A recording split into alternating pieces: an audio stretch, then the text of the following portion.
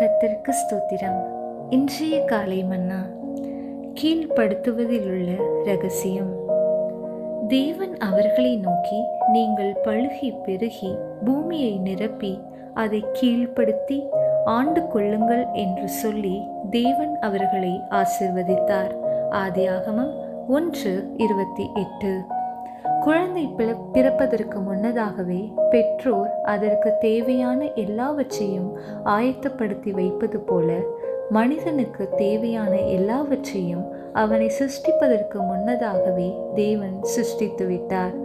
தேவனுடைய மகிமைக்காகவும் மனிதனுடைய உபயோகத்துக்காகவும் சகலமும் சிருஷ்டிக்கப்பட்டன.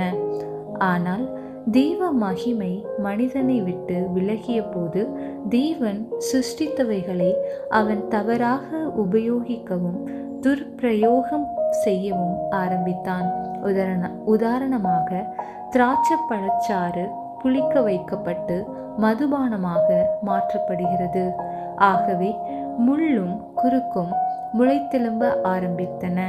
மோசமானதும் கசப்பானதுமான காரியங்கள் மனிதனில் பிரவேசித்த போது மற்ற சிருஷ்டிகளிலும் கூட மோசமான கசப்பான காரியங்கள் பிரவேசித்தன.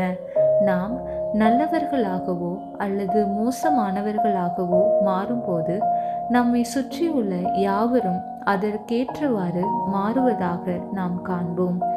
மேற்காணும் வசனத்தில் நிரப்புதல் என்பதற்கு உபயோகிக்கப்பட்டுள்ள ஆங்கில பதம் ரெப்ளனிஷ், மறுபடியும் நிரப்புதல், ரீஃபில் என்று பொருள்படும். பூமியானது குடியேற்றப்பட்டிருந்த ஒரு சமயம் இருந்தது என்பதை இது குறிக்கிறது. அதாவது தூதர்கள் முதலாவது பூமியில் இருந்தனர். அவர்கள் ஏதேனில் இருந்தனர். எசேக்கியேல் 28:13.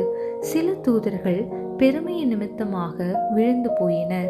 அது நிமித்தம் முழு பூமியும் ஒழுங்கின்மையும் வெறுமையுமாய் மாறிற்று. ஆனால் தேவன் பூமியை மறுபடியுமாக நிரப்ப விரும்பினார். கீழ்ப்படுத்தி என்பது பொல்லாத வல்லமைகள், அதாவது விழுந்து போன தூதர்களின் வல்லமைகள் என்பது தெளிவு. ஏற்கனவே பூமியில் இருந்தன என்பதையும் அவைகள் கட்டுப்படுத்தப்பட வேண்டும் என்பதையும் குறிக்கிறது. பூமியை நிரப்பி அதை கீழ்ப்படுத்துங்கள். கீழ்ப்படுத்துவதிலுள்ள ரகசியம் மீண்டும் நிரப்புவதிலேயே தங்கியுள்ளது. நம்முடைய இருதயங்கள் எப்பொழுதுமே தேவ அன்பினாலும் கிருபையினாலும் நிரப்பப்பட்டதாக, மீண்டும் மீண்டும் நிரப்பப்பட்டதாக இருக்க வேண்டும். இல்லையெனில் அது பகையினாலும் கசப்பினாலும் நிரப்பப்பட்டுவிடும். நம்முடைய இருதயங்கள் பரவசமடைந்து பரலோக சுபாவத்தினால் நிரப்பப்படும் போது நாம் பாவம், சாத்தான், உலகம் ஆகியவற்றை கீழ்ப்படுத்தி எல்லாவற்றின் மீதும் ஆளுகை உள்ளவர்களாய் இருக்கலாம்.